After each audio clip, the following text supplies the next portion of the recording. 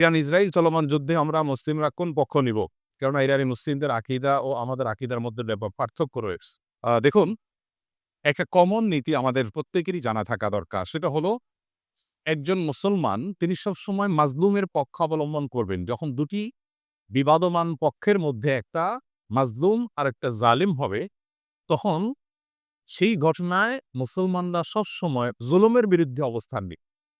এটা হলো কমন নীতি।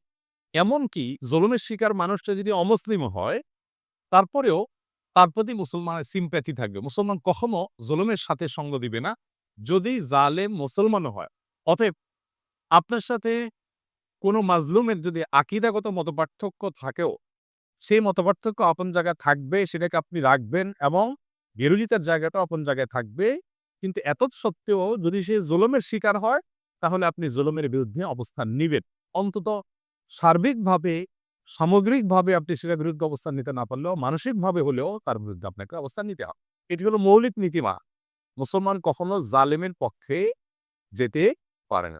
মাজলুমের পক্ষ মুসলমান সবসময় নিবে। এক্ষেত্রে সূরা রুমের যে ঘটনা, সেটা আমাদের জন্য একটা বিশেষ নির্দেশনা হতে পারে। সূরা রুমের শুরুতেই আল্লাহ তাআলা যে বলেছেন আলিফ লাম মিম গুলিবাতির রুম।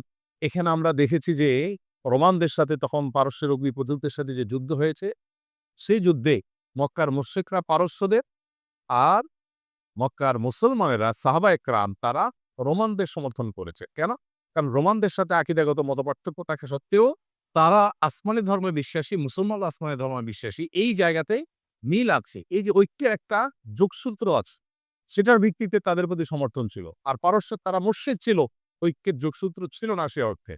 এজন্য তাদের বিরুদ্ধে ছিল। অতএব আজও আমরা ওই মূলনীতি মাথায় রেখে অনেক আহলে কেবলা, অনেক আপনার মুসলিম আছেন যারা হয়তো বিভ্রান্ত, যারা হয়তো বিদআতে লিপ্ত, কেউ হয়তো শিরকে বা ইসলামের গণ্ডি থেকেও খারেজ, বাট বাহ্যিক দৃষ্টিকোণ থেকে আদর্শময়কে মুসলমান মানুষ মনে করে। পরিস্থিতি বিবেচনা, বিশেষ করে তারা যখন জুলুমের শিকার হবে, তখন জালিমের পতন চাওয়া বা তাদের চাইতে আরো বেশি জুলুম যারা করছে তাদের পতন চাওয়া বা তাদের আ ব্যাপারে আপনার যথাযথ অবস্থান গ্রহণ করা, এটা মুসলমানের একজন দায়িত্বশীল মুসলমানের কর্তব্য। অতএব সেই স্ট্যান্ড বা সেই অবস্থানটা আমাদের এক্ষেত্রে হতে পারে। এছাড়া এটা তো ঠিক যে সিরিয়া যুদ্ধে ইরাকে বহু সুন্নিকে তারা হত্যা করেছে। নির্মমভাবে হাজার লক্ষ সুন্নিকে তারা হত্যা করেছে।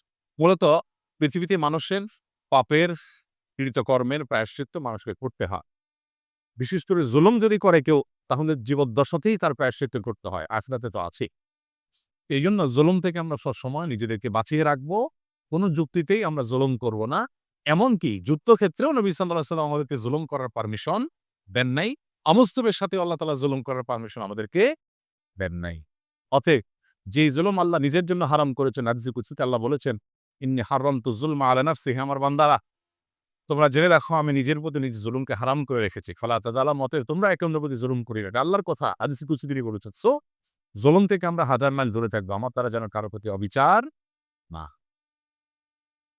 কারণ জুলুমের পক্ষে যারা থাকবে তাদের পতন অনিবার্য। আজ হোক আর দুদিন পরে হোক।